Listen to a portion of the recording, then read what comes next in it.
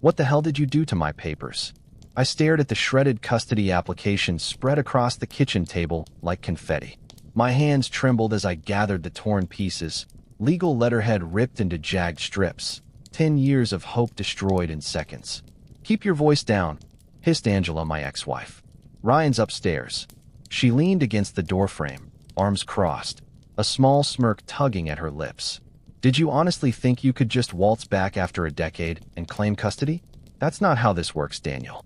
I'd driven 6 hours from Portland to this small Oregon coastal town, rehearsing my speech the entire way. 10 years of silence, 10 years of regrets, 10 years of missing my son's childhood, all leading to this moment. I'd pictured tears, maybe anger, possibly even cautious acceptance. Not this calculated cruelty. These were legal documents, Angela. You can't just... Mom, is that Dad? A voice called from upstairs. My heart stopped. Ryan, my son. 14 years old now, no longer the toddler I remembered. His voice had deepened, carrying down the stairwell like a stranger's. Angela's eyes flashed a warning. Yes, honey, but he's leaving. He just stopped by to drop something off. Before I could protest, footsteps thundered down the stairs. Then he appeared, my son, tall and lanky with my dark hair but Angela's eyes. He froze on the bottom step, staring at me like I was a ghost. Dad? Just one word, loaded with questions. I swallowed hard. Hey, buddy. My voice cracked embarrassingly. His eyes darted between me and the torn papers I was desperately trying to collect. Understanding dawned on his face, followed by something darker. Without another word, he turned and bolted back upstairs, his door slamming with finality. See what you've done? Angela whispered, venom in every word. Every time. You damage everything you touch. That's when my brother Todd appeared from the living room, phone in hand. I hadn't even known he was here. My own brother, who hadn't returned my calls for months. You should go, Dan, he said quietly, not meeting my eyes. This isn't the right time. I looked down at the scattered pieces of my custody filing, then back at my brother. You knew I was coming today. You knew what these papers meant to me. Todd shifted uncomfortably. Things are complicated. Ryan settled here. Your absence has been hard enough. My absence. I laughed bitterly. Is that what you've been telling him? That I abandoned him? I turned to Angela. Show him the letters, at least. 10 years worth. Or did you throw those away too? A flicker of something? Guilt? Crossed Todd's face. Angela's expression remained stone cold. What letters? Todd asked. I reached into my jacket pocket and pulled out my phone, fingers shaking as I pulled up the delivery confirmations. One every month for 10 years. Birthday cards. Christmas gifts. All sent. Returned to sender. I thrust the phone toward him. Tell him, Angela. Tell him how many times I tried to see him, call him. Angela's face flushed. You lost that right when you chose your career over your family. I lost my job. I shouted, then immediately lowered my voice, conscious of Ryan upstairs. I lost my job and needed 6 months to get back on my feet. You're the one who filed for divorce while I was still looking for work. Todd stared at Angela. You told me you stopped trying after the first year. She snatched my phone and slammed it face down on the counter. Get out. Both of you. This is my house. It's my parents' house, Todd corrected quietly. Left to both of us. Angela's eyes narrowed. Your parents made it clear who they considered family, and it wasn't the man who abandoned their grandson. I gathered the torn pieces of my application, stuffing them into my pocket. I want to see my son. Properly. We can do this the easy way through mediation, or I can get a court order. On what grounds? She sneered. 10 years of absence? Good luck with that. I stepped closer, lowering my voice. Don't test me, Angela. Not anymore. As I turned to leave, I saw Ryan at the top of the stairs, watching silently. Our eyes met briefly before he disappeared again. Outside, Todd followed me to my car. Dan, wait. What letters were you talking about? I leaned against my car, suddenly exhausted. Every month for 10 years, Todd. Cards, letters, presents. I have receipts for everything. Delivery confirmations. I called on his birthday every year until your number was changed. Todd ran a hand through his hair. She told us you just gave up. Mom and Dad believed her. Of course they did. I opened my car door. She was always the perfect daughter-in-law, wasn't she? Where are you staying? The motel by the pier. I'm not leaving town until I see my son properly. I got into my car but didn't start the engine. Todd hesitated, then nodded. I'll talk to her. And to Ryan. As he walked back toward the house, I finally let the tears come. 10 years of missing my son, reduced to torn paper and lies. But I wasn't giving up. Not again. I spent 3 days in that dismal motel room, waiting for a call that never came. The walls closed in as hours stretched into days, my attorney's voice echoing in my head. Document everything. Stay calm. Don't give them anything to use against you. On the morning of the 4th day, someone knocked on my door. I opened it to find Todd, looking uncomfortable. Can I come in? I stepped aside. He entered, scanning the small room with its rumpled bed and takeout containers. Angela agreed to let you see Ryan, he said without preamble. Tomorrow, at the park by the elementary school. 1 hour. Relief flooded through me. Thank you. Todd didn't sit. There's something else. He reached into his jacket and pulled out a padded envelope. I found these in the attic, in a box marked tax records. I took the envelope, my heart pounding as I opened it. Inside were letters. My letters, dozens of them, still sealed. Birthday cards with my handwriting. Christmas envelopes with festive stamps. All unopened. All hidden away where Ryan would never find them. My hand shook as I emptied the envelope onto the bed. This is maybe half of what I sent. It's all I could find, Todd said quietly. There might be more. I picked up a birthday card from 3 years ago, the envelope yellowing at the edges. Did you tell him? Todd shook his head. Not yet. I wanted to confirm first. Confirm what? That his mother's been lying to all of you for a decade? I couldn't keep the bitterness from my voice. That you meant what you said, about wanting to be in his life. I looked up at my brother, stunned. He's my son, Todd. You left. I lost my job. I couldn't pay child support for 6 months, and she used that to take everything. The old anger surged back.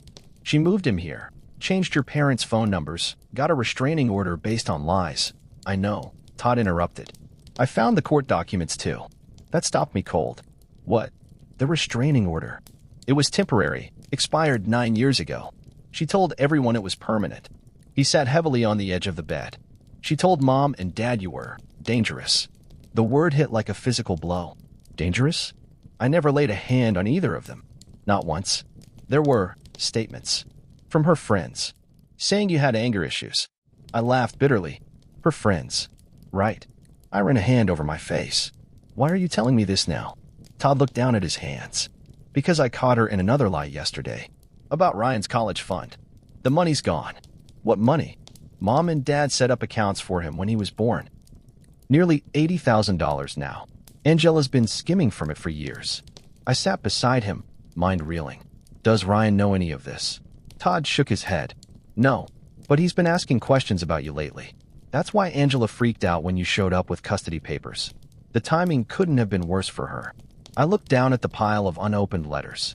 A decade of one-sided conversations. I want him to have these. If Angela finds out, I don't care anymore, Todd. I've lost 10 years with my son.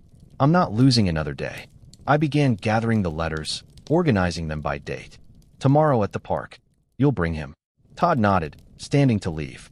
At the door, he paused. For what it's worth, I'm sorry I believed her. After he left, I sat on the bed surrounded by my unopened letters.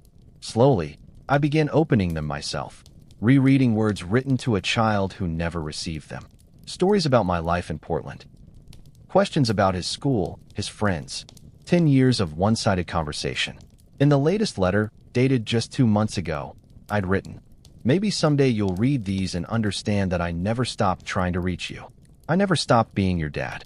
I carefully resealed each letter, placing them back in chronological order. Tomorrow, I would give my son the history that had been stolen from both of us. The park was quiet on a Tuesday afternoon, just a few mothers with toddlers by the swings. I sat at a picnic table, the package of letters beside me, watching the entrance. Each passing car made my heart race. Then I saw them, Todd's blue sedan pulling into the parking lot. Ryan got out first, shoulders hunched, hands in pockets. Taller than I expected. Todd said something to him, and Ryan nodded before walking slowly toward me. I stood, unsure of protocol. Do I hug him? Shake his hand? 10 years had turned us into strangers. Hi, he said, stopping a few feet away. Hi, Ryan. My voice sounded strange even to my own ears. Thank you for coming. He shrugged, looking anywhere but at me. Uncle Todd said you wanted to talk. I do. Very much. I gestured to the table. Do you want to sit? He shrugged again, but sat across from me. Up close, the resemblance was startling. My jawline, my mother's eyes, a slight cleft in his chin like my father's. "You look like your grandmother," I said softly. That got his attention. "You mean Grandma Marshall?" I nodded. "My mom. Your eyes are exactly like hers. Mom doesn't have any pictures of her." "I do. Lots of them." I reached for my phone, then stopped. "I could show you sometime, if you want." Silence stretched between us, awkward and heavy. "Why did you leave?" he finally asked, the question like a knife to my chest. "I didn't leave you, Ryan. I would never leave you." I took a deep breath. "Your mom and our marriage ended. But I never stopped being your dad. Or trying to be." His eyes flicked to the package beside me. "What's that?" "Letters," I said. "Cards. Things I sent you over the years." Confusion crossed his face. "I never got any letters." "I know." I pushed the package toward him. "They were kept from you. I found out yesterday." He stared at the package but didn't touch it. "Mom said you didn't want to be a family anymore. That you started a new life." "That's not true." I fought to keep my voice steady. "I lost my job right before you turned 4. I couldn't pay child support for a few months. Your mom used that to file for divorce and full custody. She said you were dangerous." The word still had power to wound. "I have never hurt anyone in my life, Ryan. Especially not you or your mother." He finally met my eyes, searching for truth. "Then why didn't you fight harder?" "I did fight. For years." I gestured to the letters. "Every month. Every birthday. Every Christmas. I called until the numbers were changed. I sent gifts that were returned. I hired private investigators who couldn't get past your mother's restraining order." "What restraining order?" I closed my eyes briefly. Of course, she wouldn't have told him. "Your mother got a temporary restraining order during our divorce. It expired 9 years ago, but she told everyone it was permanent." Ryan's face shifted through emotions, confusion, doubt, anger. "Why would she lie about that?" "I don't know," I said honestly. "But those letters prove I never stopped trying to reach you." Slowly, he pulled the package toward him, opening it to reveal the stack of envelopes organized by date. He picked up the earliest one, postmarked a decade ago. "Can I read these?" "They're yours," I said. "All of them. Always have been." As he opened the first letter, I saw Todd approaching, checking his watch. Our hour was nearly up. "Your uncle's coming," I said. "We're out of time." Ryan looked up, a flash of panic crossing his face. "I need more time." "I know. Me too." He quickly gathered the letters, stuffing them into his backpack. "She can't know about these." "Ryan, no, you don't understand. She'll take them." His voice dropped to a whisper. "She does that. Takes things." Todd reached our table.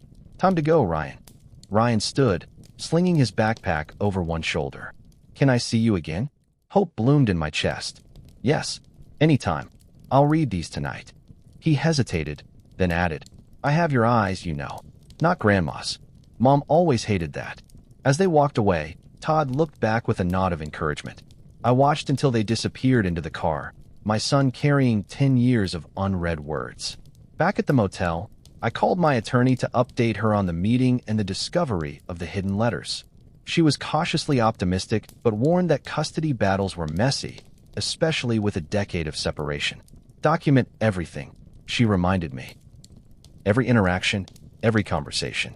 And be prepared for pushback." I didn't have to wait long. At 11 p.m., my phone rang. Todd's number. "She found the letters," he said without greeting, his voice tight. "Ryan left them out." "She's not good, Dan." In the background, I could hear shouting. "Is Ryan okay?" He locked himself in his room. "She's threatening to call the police, saying you violated the restraining order. It expired 9 years ago." "I know that, but she's—" His voice cut off, and I heard a scuffle. "Give me that phone." Angela's voice, shrill and distant. "Angela, stop." Todd again. Then silence. The call disconnected. I stared at my phone, heart pounding. Within seconds, it rang again. Unknown number. "Hello, Dad?" Ryan's voice, hushed and frantic. "Ryan, are you okay?" "She burned them. The letters. She found them and burned them in the backyard." His voice broke. "She's saying you're trying to kidnap me." Cold fury washed over me. "Where are you now?" "In my room." I locked the door. "Is Todd still there?" "Yeah, but Mom's calling Grandpa. She does this whenever she doesn't get her way." My former father-in-law. Angela's devoted defender. This was escalating dangerously fast. "Ryan, Listen to me. Don't do anything to make the situation worse. I'm going to call my attorney, and we'll figure this out legally. But the letters are gone. All your proof. Not all of it, I assured him, thinking of the delivery confirmations, the return packages I'd documented for years. I have copies, Ryan. Digital backups of everything. She's coming back upstairs, he whispered. I have to go. Wait, but he was already gone. I immediately called my attorney's emergency line, explaining the situation as quickly as possible. She promised to file an emergency motion in the morning and advised me to stay away from the house. If she's threatening to call the police, don't give her any ammunition, she warned. Document what happened tonight, but keep your distance. I agreed, but sleep was impossible. I paced the small motel room, jumping at every sound, expecting police at my door any minute. By dawn, I'd received no further calls from either Todd or Ryan. At 8 a.m., I texted Todd, "Is Ryan okay?" No response. At 9 a.m., I called. Straight to voicemail. At 10 a.m., my attorney called with news. She'd filed the emergency motion and had a friendly judge who would hear us tomorrow morning. Stay calm, she advised. If Angela's burning evidence, that works in our favor. And if she's poisoning Ryan against me even more? Children are resilient, Daniel. And teenagers are smarter than we give them credit for. If she's as controlling as you've described, he's probably seen through some of it already. I wasn't so sure. 10 years of manipulation was hard to overcome with one set of letters and a park meeting. At noon, I was about to check out of the motel when someone knocked on my door. I opened it to find my former father-in-law, Lawrence Bennett, standing there with his perpetual look of disapproval. "Lawrence," I said coldly. "What a surprise. We need to talk." He pushed past me into the room. "This needs to stop, Daniel." "What needs to stop?" "Me trying to see my son after a decade of being kept away." He turned, face flushed with anger. "You abandoned them. You refused to pay support. For 6 months. Because I lost my job in the recession. I struggled to keep my voice level. I never missed another payment once I was employed again. 10 years of on-time payments, Lawrence. Check the records. Angela says Angela has been lying to all of you for years." I pulled out my phone, opened my email, and thrust it toward him. "Read this. All the delivery confirmations for letters and gifts I sent Ryan. All returned or undelivered." He grudgingly took the phone, scrolling through the lengthy email chain. "And this," I continued, pulling up photos. "My apartment in Portland. Ryan's room that's been waiting for him for 10 years. Spaceships on the walls when he was little, now a desk, bookshelves. I updated it every few years, hoping." Lawrence handed back the phone, his certainty visibly wavering. "Todd mentioned something about letters. She burned them last night, right in front of Ryan." He sighed heavily, suddenly looking his age. "Angela has always been high-strung. Since her mother died. That doesn't excuse lying to Ryan about me for his entire life. Or burning his property. No, it doesn't." He sat on the edge of the bed, shoulders slumped. "What do you want, Daniel?" "Really? I want to know my son. I want him to know me." I sat across from him. "I have an apartment with a room for him. A good job teaching middle school. A stable life. I just want the chance to be his father." Lawrence was quiet for a long moment. "She won't give up custody. I'm not asking for full custody. Just time. Holidays. Summers. The right to call him, to be part of his life." I leaned forward. "He's 14, Lawrence. In a few years, he'll be making his own decisions anyway." He nodded slowly. "Todd showed me the court documents. About the restraining order. It expired 9 years ago. I know that now." He stood abruptly. "I need to speak with Angela. And Ryan. Is he okay? After last night." Lawrence's expression softened slightly. "He's angry. Not at you. That was something, at least." After he left, I called my attorney to update her on Lawrence's visit. She was cautiously optimistic, but reminded me that third-party conversations weren't admissible in court. "We need hard evidence," she said, "and first-hand testimony." The rest of the day passed in agonizing slowness. I checked out of the motel as planned, but got a room at the inn closer to town, unwilling to return to Portland until I knew Ryan was okay. At 7 p.m., my phone rang, Todd again. "Ryan's gone," he said without preamble. My blood ran cold. "What do you mean, gone?" He packed a bag and left.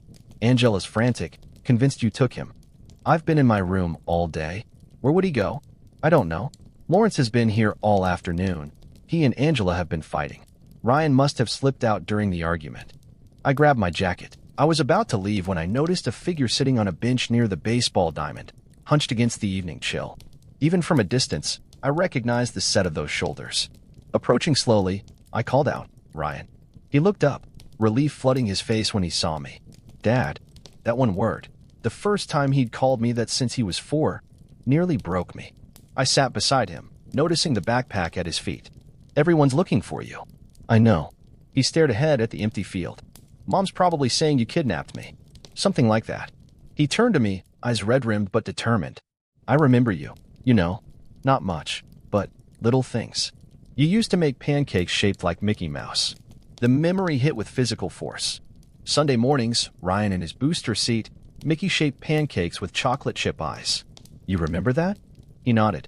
"And reading books at night, with the voices, where the wild things are." I'd done different voices for each monster. "Ryan." I couldn't find the words. "She lied about everything, didn't she?" His voice cracked. "All these years. I chose my words carefully. I think your mom believed she was protecting you. Sometimes adults convince themselves that what they're doing is right, even when it's not. She burned your letters. Right in front of me. I know. I read most of them first, though." He met my eyes. "Every birthday. Every Christmas. You never forgot." "Never," I confirmed. "Not a single one." He unzipped his backpack and pulled out a folded piece of paper. "I saved this one. It was in my pocket." I recognized it. The most recent letter I'd sent, just 2 months ago. The one where I'd written that I never stopped being his dad. "I have to call your uncle," I said gently. "They're worried." He nodded, resigned. "Are you going back to Portland?" "Not without seeing you again." I pulled out my phone. "We have a court hearing tomorrow." "About visitation. Can I come?" "To the hearing?" "That's up to the judge. And your mom." "I want to speak for myself." His jaw set in determination. My own expression reflected back at me. "I'm old enough." I called Todd, who answered immediately. "I found him. He's with me at the park." Todd's relief was audible. "Thank God." Angela was about to call the police. "Tell her he's safe. I'll bring him home." Ryan gathered his backpack as I ended the call. "I don't want to go back there." "I know. But running away isn't the answer." I stood, offering him my hand. "We'll do this the right way. Through the courts. What if the judge says no? Then we appeal. And keep appealing." I squeezed his shoulder. "I'm not giving up again, Ryan. Not ever." The courthouse was imposing, all marble and gravity. Ryan sat between Angela and Lawrence in the front row, while I sat with my attorney at the plaintiff's table. Todd had been subpoenaed as a witness and waited outside. The judge, a stern-faced woman in her 60s, reviewed our filings with methodical precision. "This is an unusual case," she noted. 10 years is a significant gap in parental contact." My attorney stood. "Your Honor, we have evidence that Mr. Marshall attempted consistent contact throughout that period. Contact that was deliberately blocked by Ms. Bennett." Angela's attorney objected, claiming lack of evidence, but my attorney was prepared. She presented the delivery confirmations, the returned gifts, the expired restraining order that Angela had leveraged for years. Todd testified about finding the hidden letters, about Angela burning them when Ryan discovered them. He described the lies told to the family about the restraining order, about my supposed abandonment. Through it all, Ryan sat silently, eyes fixed on the proceedings. When Angela took the stand, she wept, claiming she'd only been protecting her son from my unstable influence. She pointed to my 6 months of unemployment as evidence of irresponsibility. "And since regaining employment, has Mr. Marshall failed to pay child support?" the judge asked. Angela hesitated. "No, Your Honor." "Has he exhibited any violent or threatening behavior in the past decade?" "Not directly, but yes or no, Ms. Bennett." "No, Your Honor." When it was my turn to testify, I spoke directly and honestly about losing my job during the recession, about my efforts to maintain contact, about the room in Portland that had waited for Ryan for 10 years. "Mr. Marshall," the judge said, "why did you wait 10 years to pursue legal action for visitation?" "I didn't, Your Honor. I filed 3 separate motions in the first 5 years. All were dismissed because Ms. Bennett claimed the restraining order was still in effect. I have copies of those filings as well." The judge reviewed the documents, her expression hardening. After a brief recess, she returned with an unexpected announcement. "I'd like to speak with Ryan Marshall in chambers," she stated. "Alone?" Angela protested, but the judge was firm. He's 14 years old and the subject of this dispute. I want to hear from him directly. Ryan followed the judge, his posture straight and determined. The 20 minutes he was gone felt like years. When they returned, the judge's expression was unreadable, but Ryan seemed calmer, more settled. He sat beside Lawrence rather than Angela. Having reviewed all evidence and testimony, the judge began. I find clear and convincing evidence that Ms. Bennett deliberately interfered with Mr. Marshall's parental rights for a period of approximately 10 years. The destruction of correspondence, misrepresentation of legal orders, and relocation without proper notification constitute parental alienation. Angela gasped audibly. Furthermore, the judge continued, I find Mr. Marshall has demonstrated consistent effort to maintain contact with his son despite significant obstacles. His financial support has been uninterrupted since regaining employment. She shuffled her papers. Therefore, I am granting Mr. Marshall's petition for shared physical custody. With the following schedule, Ryan will reside with his father during summer break, winter holidays on even-numbered years, spring break on odd-numbered years, and alternating weekends beginning immediately. Relief flooded through me, more than I dared hope for. Additionally, the judge added, her tone sharpening, Ms. Bennett will facilitate phone and video contact at least twice weekly. Any further interference with paternal contact will result in modification of this order in favor of Mr. Marshall. She turned to Ryan. Young man, your articulate presentation in chambers was noted and considered. The court values your perspective. As we filed out of the courtroom, Ryan broke away from Angela and approached me. Can I come this weekend? He asked, hope evident in his voice. Yes, I said, throat tight with emotion. Your room is ready. Has been for 10 years. Angela stepped forward, face tight with anger, but Lawrence placed a restraining hand on her arm. Enough, Angela, he said firmly. It's over. Todd caught my eye across the lobby and gave a subtle nod of approval. Outside the courthouse, Ryan asked to see my car. As we walked across the parking lot, away from Angela and Lawrence, he spoke quietly. The judge asked what I wanted. What did you tell her? That I wanted to know my dad. He looked up at me, his expression so like my own. And that mom burned your letters because she knew they proved she'd been lying. At my car, he hesitated, then asked, will you show me those pictures? Of Grandma. Absolutely. I have albums full of them. I unlocked the door, but didn't open it. Ryan, I want you to know, this won't be easy. There's a lot of lost time. A lot of history we don't know about each other. I know. He squared his shoulders. But we have time now, right? All the time in the world, I promised. As I watched him walk back to Lawrence's car, where Angela waited with barely contained fury, I knew the road ahead would be difficult. 10 years couldn't be recovered overnight. Trust would take time to build. But for the first time in a decade, I had hope. Real, tangible hope. My son was coming home. Let me know your thoughts in the comments below.